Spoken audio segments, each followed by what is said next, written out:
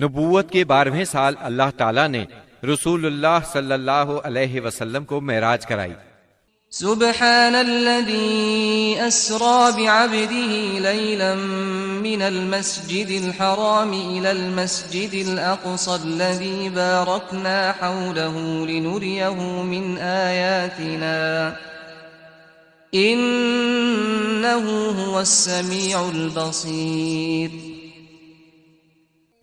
پاک ہے وہ ذات جس نے اپنے بندے کو راتوں رات مسجد حرام سے مسجد اقصی تک کی سیر کرائی، جس کے گرد ہم نے برکت دے رکھی ہے تاکہ اسے ہم اپنی نشانیاں دکھائیں۔ بے شک وہ خوب سننے والا، خوب دیکھنے والا ہے۔ اس راہ سے مراد ہے راتوں رات نبی کریم صلی اللہ علیہ وسلم کا مکے سے بیت المقدس تشریف لے جانا، اور معراج سے مراد ہے عالم بالا میں تشریف لے جانا۔ یہ واقعہ جسم اور روح سمیت پیش آیا۔ واقعہ معراج کا خلاصہ یہ ہے کہ آپ اس شب عتیم یا ہجر کعبہ میں آرام فرما رہے تھے۔ اس وقت آپ بیداری اور نیند کی ملی جلی حالت میں تھے۔ ایسے میں جبرائیل علیہ السلام تشریف لائے۔ انہوں نے آپ کے سینہ مبارک کو چاک کیا اور آب زمزم سے دھو کر ایمان اور حکمت سے بھر دیا۔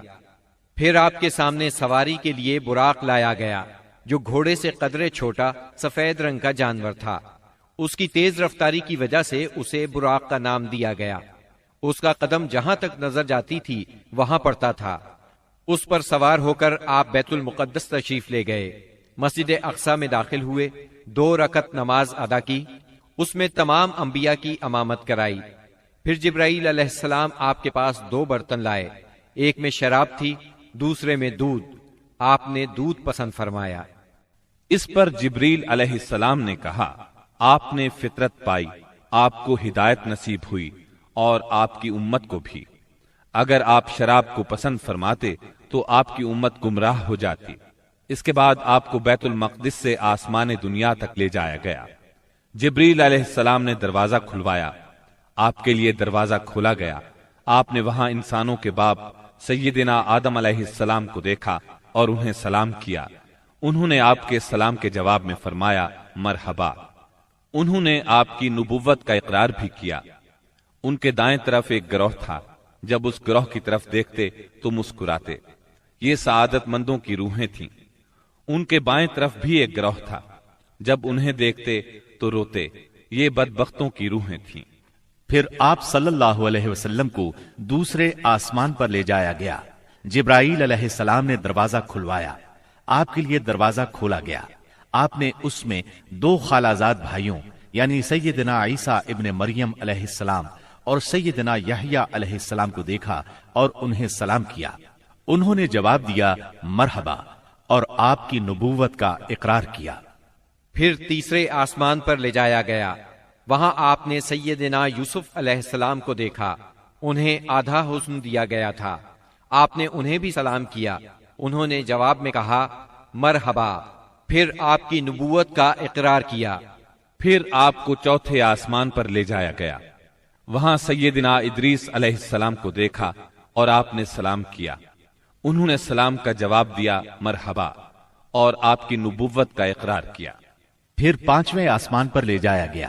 وہاں سیدنا ہارون علیہ السلام کو دیکھا اور انہیں سلام کیا۔ انہوں نے سلام کا جواب دیا مرحبا اور آپ کی نبوت کا اقرار کیا۔ پھر آپ کو 6 آسمان پر لے جایا گیا۔ وہاں سیدنا موسیٰ بن عمران علیہ السلام سے ملاقات ہوئی۔ آپ نے انہیں سلام کیا۔ انہوں نے جواب میں کہا مرحبا اور آپ کی نبوت کا اقرار کیا۔ اس کے بعد آپ کو 7ویں آسمان پر لے جایا گیا۔ وہاں آپ کی ملاقات ابراہیم علیہ السلام سے ہوئی۔ آپ نے انہیں سلام کیا۔ جواب میں انہوں نے کہا مرحبا اور آپ کی نبوت کا اقرار کیا۔ وہ اپنی پشت بیت معمور سے لگائے ہوئے تھے، جس میں روزانہ 70,000 فرشتے داخل ہوتے ہیں، اور وہاں ان کے پلٹنے کی باری نہیں آتی۔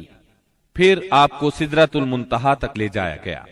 اس کے پتے ہاتھی کے کان جیسے اور پھل بڑے کونڈوں یا ٹھیلوں جیسے تھے۔ پھر اس پر سونے کے پتنگے چھا گئے، اور اللہ کے حکم سے جو کچھ چھانا تھا چھا گیا۔ اس سے وہ سدرہ یعنی بیری کا درخت تبدیل ہو کر اتنا خوبصورت ہو گیا کہ اللہ کی کوئی مخلوق اس کا حسن بیان کرنے کی تاب نہیں رکھتی۔ پھر آپ کو جبار جل جلالہ کے حضور لے جایا گیا اور آپ باری تعالیٰ کے اتنے قریب ہو گئے کہ 2 کمانوں کے برابر یا اس سے بھی کم فاصلہ رہ گیا۔ اس وقت اللہ نے آپ پر اور آپ کی امت پر دن رات میں 5 نمازیں فرض فرمائیں۔ اس میں شک نہیں کہ نماز اعلان نبوت کے ساتھ ہی فرض ہو گئی تھی، مگر اس وقت صرف فجر اور عصر کی 2 نمازیں فرض ہوئی تھیں۔ چنانچہ آپ بھی 2 نمازیں ادا فرماتے رہے اور مسلمان ہونے والوں کو بھی 2 نمازوں ہی کی تعلیم دیتے رہے، یہاں تک کہ اس موقع پر 5 نمازیں فرض ہوئیں۔ عقیدہ توحید کے بعد نماز ہی اسلام کا وہ پہلا عظیم رکن ہے جو مسلمانوں پر سب سے پہلے فرض ہوتا ہے اور سب سے آخر تک فرض رہتا ہے۔ نماز کی فرضیت صحت و بیماری، خوشی و غمی، سفر و حضر اور خوف و خطر غرض کسی بھی حالت میں مسلمان سے ساقط نہیں ہوتی۔ موسم، جگہ کی تبدیلی اور کوئی بیماری ایسی نہیں جس میں مسلمان کو نماز کی معافی ہو۔ نبی اکرم صلی اللہ علیہ وسلم نے فرمایا، نماز میری آنکھوں کی ٹھنڈک اور دل کا سرور ہے۔ پھر اسی رات نبی صلی اللہ علیہ وسلم مکہ مکرمہ واپس تشریف لے آئے۔ صبح ہوئی اور آپ نے اپنی قوم کو ان بڑی بڑی نشانیوں کی خبر دی جو اللہ جل شانہ نے آپ کو دکھلائی تھی، تو قوم کے جھٹلانے اور تکالیف پہنچانے میں اور زیادہ شدت آ گئی۔ کسی نے تالیاں بجا کر آپ کا مذاق اڑایا تو کسی نے حیرت اور انکار کے انداز میں اپنے سر پر ہاتھ رکھ لیا۔ کچھ لوگ ابو بکر صدیق رضی اللہ عنہ کے پاس گئے اور طنزیہ انداز میں بولے، کچھ سنا تمہارے دوست محمد کیا کہہ رہے ہیں؟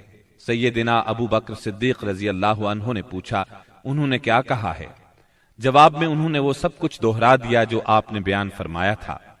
اس پر سیدنا صدیق اکبر رضی اللہ عنہ نے فرمایا، اگر یہ باتیں آپ نے فرمائی ہیں تو بالکل سچ فرمائی ہیں۔ لوگوں نے کہا، گویا آپ ان کی تصدیق کرتے ہیں۔ جواب میں صدیق اکبر رضی اللہ عنہ نے عجیب بات فرمائی، کہنے لگے، میں تو اس سے بھی دور کی بات پر آپ کی تصدیق کرتا ہوں۔ آسمان سے صبح شام جو خبریں آتی ہیں میں ان میں بھی آپ کو سچا جانتا ہوں۔ ان کے اسی جواب پر ان کا لقب صدیق مشہور ہوا۔ ادھر کفار نے آپ کا امتحان لینے کا پروگرام بنایا۔ پوچھا، آپ بیت المقدس کے بارے میں تفصیل سے بتائیں۔ آپ نے اس سے قبل بیت المقدس کبھی نہیں دیکھا تھا، نہ معراج کے وقت آپ نے اس کی تفصیل ذہن میں بٹھائی تھی، لیکن اللہ نے آپ کے لیے اس کو روشن کر دیا اور آپ اس کی نشانیاں بتاتے چلے گئے۔ آپ نے ایک ایک دروازے اور ایک ایک جگہ کی تفصیل بیان فرما دی، اور وہ آپ کی کوئی بات جھٹلا نہ سکے، اس لیے کہ انہوں نے تو بارہا بیت المقدس دیکھا تھا۔ وہ صرف اتنا کہہ سکے، جہاں تک نشانیوں کا تعلق ہے وہ آپ نے درست بتائی ہے۔ پھر انہوں نے ایک قافلے کے بارے میں سوال کیا۔ وہ قافلہ ملک شام سے مکہ معظمہ کی طرف آ رہا تھا۔ آپ نے اس قافلے کے اونٹوں کی تعداد، قافلے کی دوسری تفصیل اور مکہ پہنچنے کا وقت اور جو اونٹ سب سے آگے آ رہا تھا اس کی مکمل خبر انہیں دے دی۔ پھر جو تفصیل آپ نے قافلے کی بیان فرمائی تھی وہ بالکل اسی کے مطابق مکہ معظمہ میں داخل ہوا، لیکن وہ ظالم پھر بھی آپ پر ایمان نہ لائے، اپنے کفر ہی پر ڈٹے رہے۔